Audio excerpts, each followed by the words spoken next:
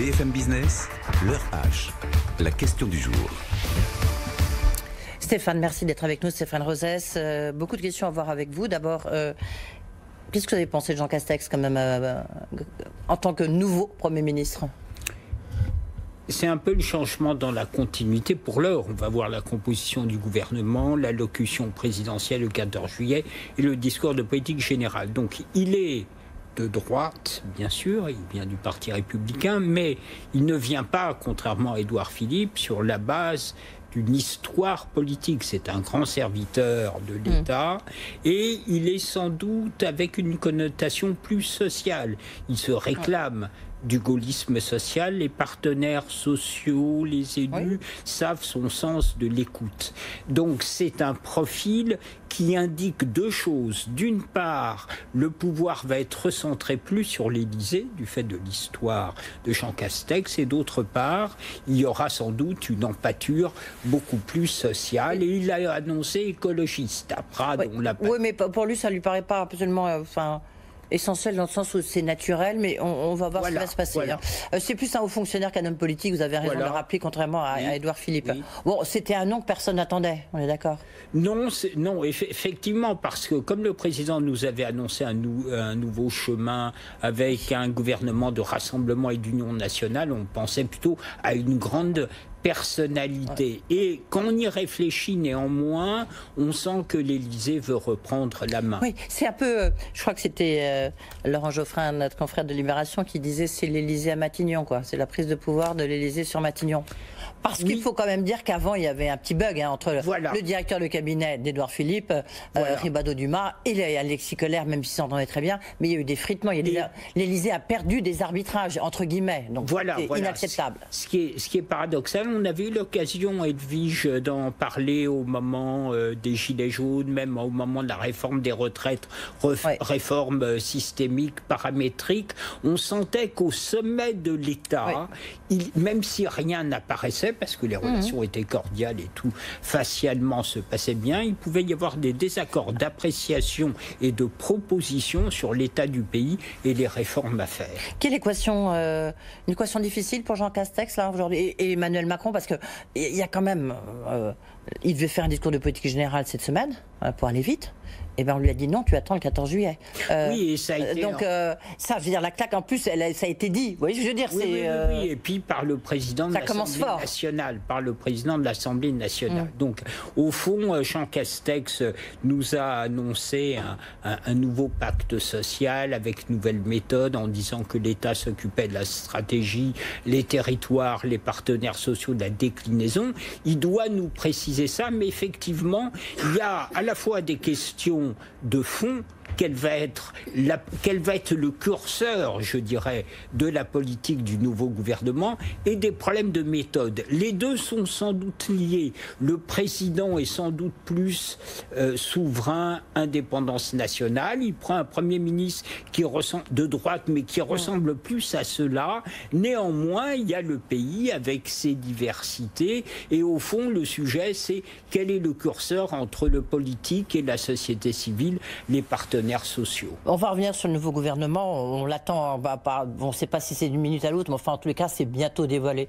Il y a quelqu'un dont on sent l'influence, je trouve, énormément, c'est Nicolas Sarkozy sur le président Macron, dans le sens où Jean Castex c'était quelqu'un qui était proche de Nicolas Sarkozy, qui a été présenté, c'est Raymond Soubi qui l'a introduit au sein de l'Élysée. Il y a l'ombre de Sarkozy quand même un peu autour de Emmanuel Macron qui finalement cherche un peu sa voie. Emmanuel Macron est connu comme s'entourant d'avis de personnes très différentes. Ensuite, il fait sa propre équation. Là, en l'occurrence, vous avez raison de dire sans doute au moins, si ce n'est l'influence, du moins les conseils.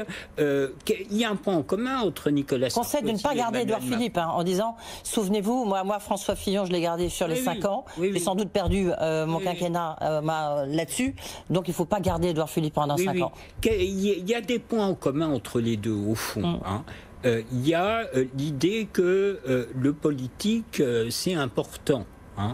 il y a une forme de volontarisme politique chez les deux, versus, même chez Emmanuel Macron, versus une technostructure. Et deuxièmement, il y a au fond l'idée que le gouvernement des choses doit céder le pas devant le gouvernement des hommes. Or, Édouard Philippe, c'était vraiment le logiciel juppéiste. Donc ils ont en commun l'idée que le président, il est élu par les Français, c'est lui qui décide, c'est lui qui donne les grandes orientations, et qu'il serait hors de question de cesser dicter sa loi par la technostructure. Ça a pu être le cas à partir des Gilets jaunes, dans les rapports de force au sommet de l'État. Est-ce que ça veut dire, alors on en a beaucoup parlé ce week-end évidemment, mais malgré tout on en parle avec vous Stéphane, est-ce que ça veut dire que Emmanuel Macron, en fait, il veut être un homme seul pour diriger la France, il lui reste, quoi, grosso modo 18 mois, parce que l'élection c'est dans 2 ans, donc il lui reste 18 mois pour tracer sa route. Il est un peu à quitte ou double, en fait. Je dirais d'abord qu'il est, comme la plupart des observateurs, très inquiet par ce qui vient. Les termes ont été utilisés, choc économique et social à rentrer, même l'ancien Premier ministre a parlé de risque d'effondrement économique.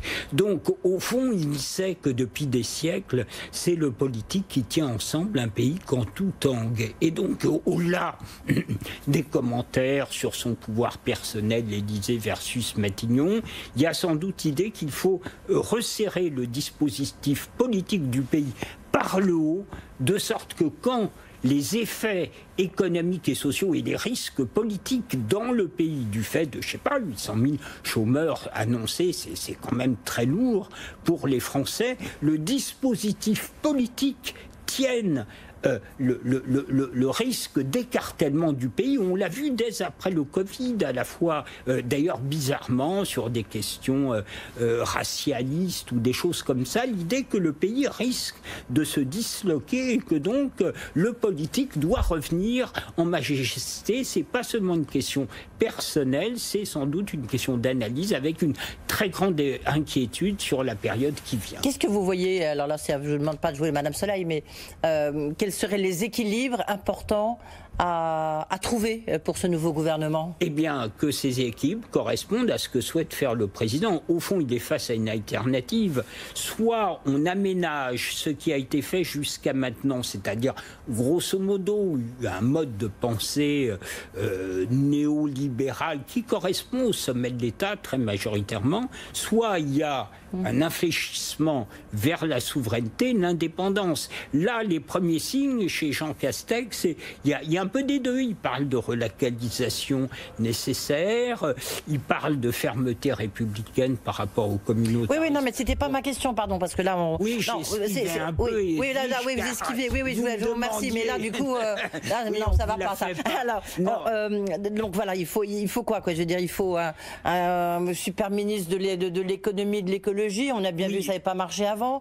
Est-ce qu'il faut un gros poste d'affaires sociales pour Darmanin? Comment est-ce que vous voyez les grands équilibres? Et mouillez-vous, Stéphane. Oui, il y a un grand bloc économique. Bruno Le Maire semblait bien faire l'affaire, donc ce ne serait pas aberrant, effectivement, qu'il soit maintenu. Sur la question de l'écologie, le sujet, c'est est-ce que c'est l'incarnation versus Bercy ou est-ce que c'est l'Élysée, avec le Premier ministre, qui tranche. On sait que l'écologie avait déjà récupéré des choses importantes, dont par exemple l'énergie. Alors, il y a la question de la personnalité comme ministre de l'écologie. Elisabeth Borne, qui était une bonne sur le fond, les dossiers ont pu être critiqués dans la dernière période. Ce qui est clair, c'est qu'au sein de l'écologie, il ne faut pas seulement un élément d'affichage. Il faut un ministre qui sache ce qu'est concrètement le réel, parce que le portefeuille est un portefeuille qui est ambitieux. Toute la difficulté, c'est d'avoir la technicité tout en étant un homme ou une femme de communication, parce que si vous n'êtes qu'un homme ou une femme de communication, comme ça a été le cas un peu précédemment, on voit bien que son plus ça ne matche pas. Donc, oui, absolument, mais il ne faut pas non plus que ça soit un ministre, fût-il très populaire et reconnu comme Nicolas Hulot, qui semble être plus dans l'idéal. que dans le réel. Elisabeth Borne était peut-être un peu trop dans le réel et pas suffisamment dans l'idéal. Et des personnes qui connaissent toutes les questions énergétiques, environnementales, c'est évidemment pas évident. Donc soit on prend quelqu'un qui a déjà été à la manœuvre. Oui, en fait, il y a un défaut quand même de personnalité, d'incarnation. On voit bien que dans le paysage politique est assez faible. Je dis, c'est peut-être l'occasion de faire monter des personnalités comme par exemple Laurence Toubiana, qui a été excellente pour la COP 21, mais dont il n'est pas certain qu'en matière économique, elle tienne les choses, mais en tout cas, elle est reconnue. Elle y connaît. Tout le monde et elle fait consensus. Quel est le rôle de cette haute autorité pour la transparence de la vie publique? Est devenu un peu la bête noire de tous ceux qui ont des ambitions politiques? Normalement, c'est effectivement de veiller, je dirais, à l'éthique en la matière. La tradition française, c'est quand même que le politique prévaut sur le reste. Mais elle est effectivement en questionnement et je dirais son rôle et sa fonction dépend avant tout d'une volonté politique du président de la République. Oui, mais parce que sans doute ceci, ça traîne, c'est que... Parce que sur les élus, il faut quand même rappeler que les 10 000 élus sont passés un peu au crible déjà de cette haute autorité, mais qu'en revanche, s'il y a des personnalités qui viennent de la vie civile, c'est pas le cas pour eux. C'est plus compliqué. C'est pour ça que ça traîne un peu. Voilà. Est-ce que Jean Castex, il a une marge de manœuvre en conclusion, Stéphane?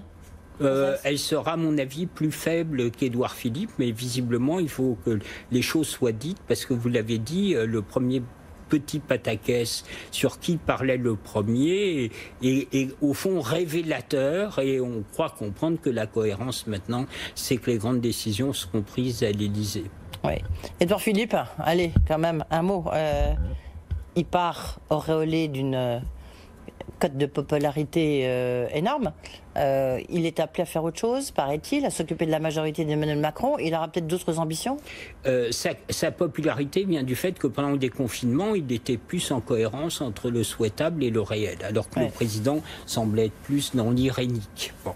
Le président, en lui confiant la mission qui est d'essayer de ressouder la majorité, veut, on le comprend... On ne sait pas, c'est assez flou, du reste, assez flou. C'est flou, mais le message, c'est « je veux te garder le plus près de moi, de sorte que tu ne t'égayes pas dans la nature ». Lui-même, dans son discours de passation, a dit qu'il souhaitait la réussite, il a donné des gages rhétoriques. Mais le sujet pour le président, de son point de vue, c'est de se dire qu'entre lui et Marine Le Pen, il doit y avoir aucun candidat, je dirais, périlleux. Ce serait difficile pour Édouard Philippe de se mettre en mouvement. Au fond, sa popularité venait qu'il était utilisé par les Français pour envoyer des messages au président. Pas sûr qu'il ait sa propre autonomie politique et un grand espace. Diagnostic assez sévère quand même vis-à-vis d'Édouard Philippe, Stéphane Rosas. Non, il a été au fond un excellent... Je pense mais il n'y a pas de gars... Sur le plan politique, vous ne vous voyez pas jouer un avenir politique. Je